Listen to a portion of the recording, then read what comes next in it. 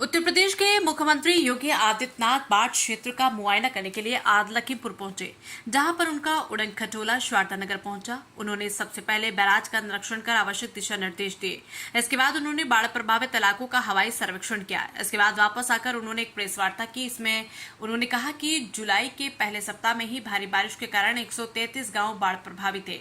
उन्होंने कहा कि हजारों हेक्टेयर फसल भूमि और फसलें प्रभावित हुई है। जनप्रतिनिधि और स्थानीय प्रशासन काम कर रहे।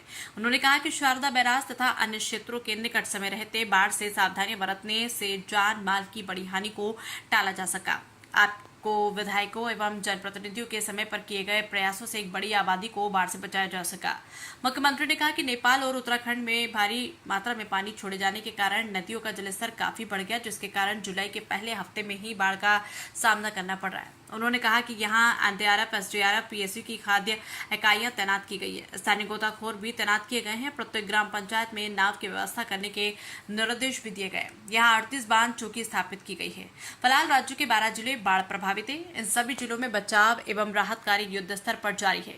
उत्तर प्रदेश के अनेक इलाकों में पिछले कई दिनों से रुक रुक कर हो रही वर्षा और बांधों से पानी छोड़े जाने के कारण गंगा, राप्ती, घाघरा और शारदा समेत अनेकों नदियां उफान पर है। राज्य में पिछले 24 घंटे के दौरान वर्षा जनित हादसों में 7 लोगों की मौत हो गई। राहत आयुक्त कार्यालय से मंगलवार शाम मिली रिपोर्ट के मुताबिक प्रदेश के विभिन्न नदियां उफान पर है। गंगा नदी, कचला ब्रिज, बदायूं में राप्ती नदी, बलरामपुर में शारदा नदी, पलियाकला और शारदा नगर, लखीमपुर खीरी में बूढ़ी राप्ती नदी, ककरही सिद्धार्थ नगर में और कवानो नदी, चंद्रीपा घाट गोंडा में और घाघरा नदी एल्ग्रीन ब्रिज बाराबंकी में खतरे के निशान से ऊपर बह रही है।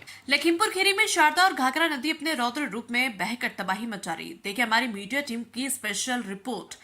नेपाल और उत्तराखंड से काफी बड़े पैमाने पर पानी छोड़ने के कारण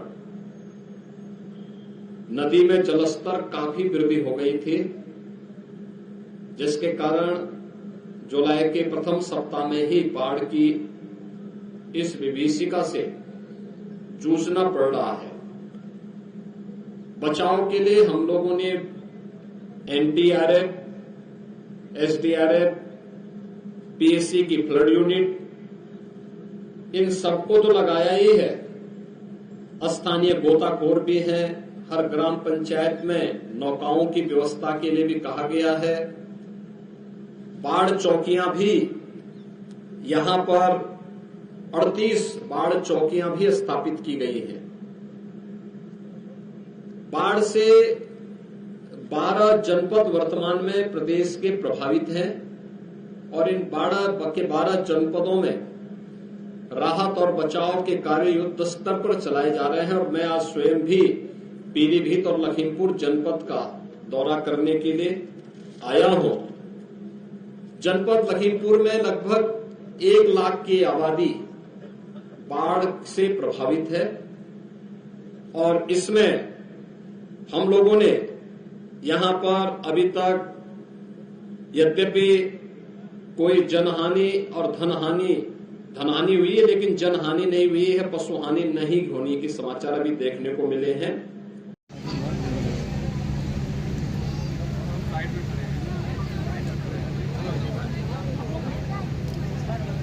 मित्रों, अभी मैं अपने साथ में प्रदेश सरकार के हमारे जल शक्ति मंत्री और यहाँ के जनप्रतिनिधियों के साथ पहले मैंने सुबह पीलीभीत और इस समय लखीमपुर खीरी का हम लोग सर्वे करते हुए बाढ़ प्रभावित क्षेत्रों का निरीक्षण करते हुए मैं यहाँ पर आपके बीच में आया हूँ। 133 गांव जुलाई मास के प्रथम सप्ताह में ही आई इस अतिवृष्टि के कारण बाढ़ की चपेट में है। हजारों हेक्टेयर भूमि जो खेती की फसल की भूमि है, वह फसल उससे प्रभावित हुई है। बाढ़ से बचाव के लिए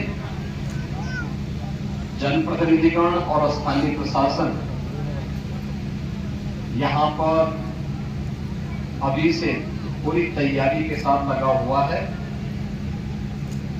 आपने शारदा बैराज के पास और अन्य क्षेत्रों में भी देखा होगा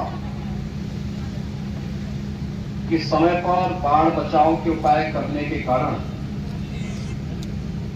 बहुत सारी जगह में अचानक आई इस बाढ़ के कारण जनधन की बड़ी हानि को रोकने में मदद मिली।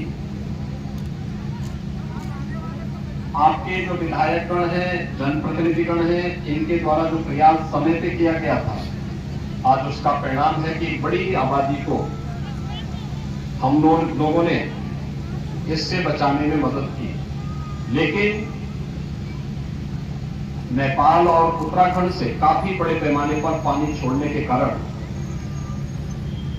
नदी में जलस्तर काफी वृद्धि हो गई थी, जिसके कारण जुलाई के प्रथम सप्ताह में ही बाढ़ की इस विभीषिका से जूझना पड़ रहा है।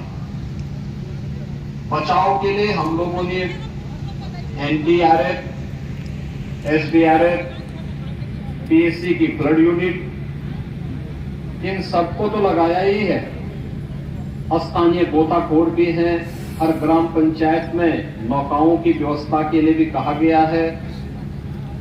बाढ़ चौकियां भी यहां पर 38 बाढ़ चौकियां भी स्थापित की गई हैं। बाढ़ से 12 जनपद वर्तमान में प्रदेश के प्रभावित हैं और इन 12 जनपदों में राहत और बचाव के कार्य युद्ध स्तर पर चलाए जा रहे हैं। और मैं आज स्वयं भी पीलीभीत और लखीमपुर जनपद का दौरा करने के लिए आया हूं।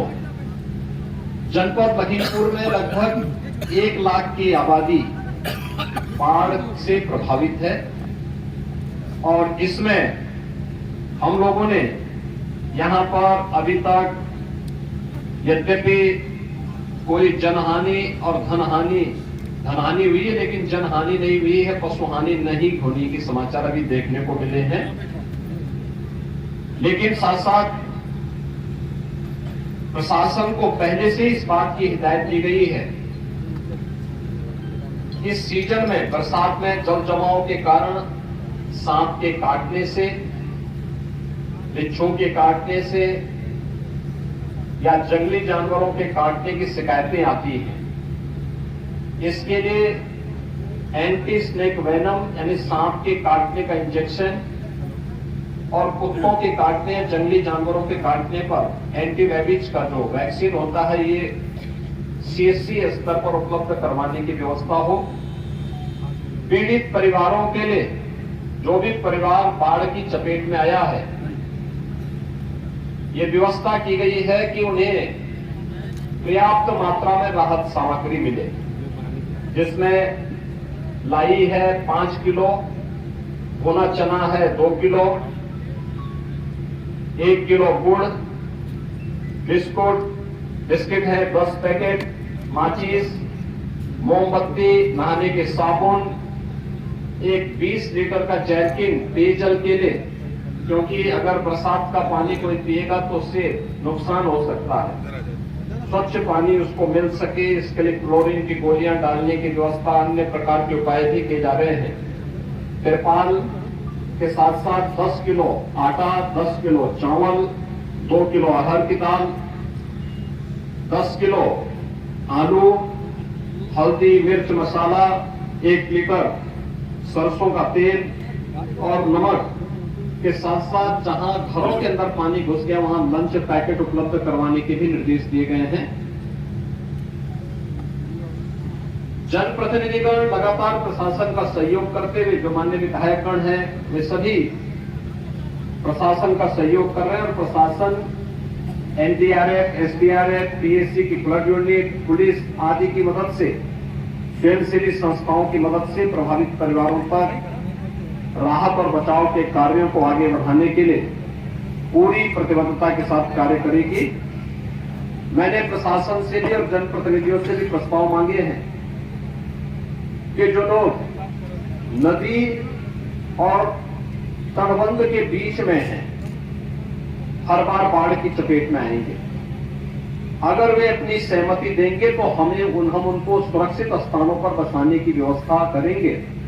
इसके लिए उनके लिए आवास वगैरह बनाने की व्यवस्था करेंगे। जैसे कि लखीमपुर खीरी में पहले हम लोगों ने प्रधानमंत्री आवास योजना की एक मॉडल, एक पूरी नई कॉलोनी के रूप में उसे विकसित करने के कार्य किए हैं और यही कार्य हम लोग यहाँ पर उन बाढ़ पीड़ितों के बचाव के लिए करेंगे। जो भी लोग उससे प्रभावित होंगे या जो लोग उस प्रकार के प्रस्ताव। नमस्कार, मैं रुचि, आप देख रहे हैं दास्ताने हरियाणा, आपके हक की आवाज। अब देखिए हरियाणा से जुड़ी हर अपडेट सबसे पहले दास्ताने हरियाणा पर। इलेक्ट्रॉनिक्स मीडिया के साथ आप जुड़ सकते हैं हमारे साप्ताहिक समाचार पत्र के साथ, जो खबरों के साथ आपके हक की सीधी बात करता है, शासन और प्रशासन से जुड़े हुए तमाम बातें। अब देखिए दास्ताने हरियाणा के साथ।